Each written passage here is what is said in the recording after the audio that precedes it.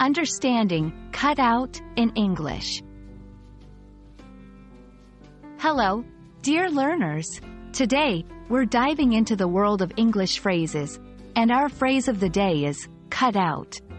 By the end of this video, you'll know exactly when and how to use this interesting phrase.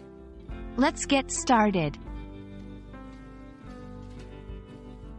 The literal meaning of cut out can be derived from the individual words cut and out. Cut, to make an opening, incision, or wound with a sharp-edged instrument or object.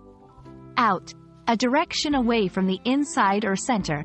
When you combine these, it generally means to remove something by cutting. For instance, when you cut out a piece of paper in the shape of a heart, you are removing that heart-shaped section from the larger piece.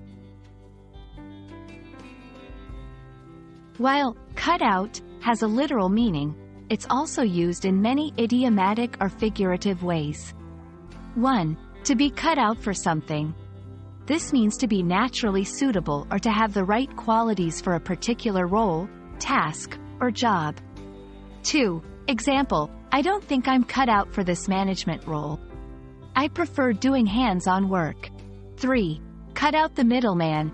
This means to bypass or avoid intermediaries and deal directly with the primary source. 4. Example, by selling products directly on our website, we can cut out the middleman and offer lower prices.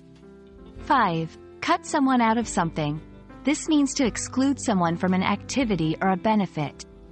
6. Example, he was cut out of the will and didn't receive any inheritance. It's essential to understand how to use cut out correctly. Here are some mistakes to avoid. 1. Confusing the phrase with just cut. 2. Incorrect. I'm not cut for this job. 3. Correct. I'm not cut out for this job. 4. Misplacing out in the sentence. 5. Incorrect. I cut the middleman out.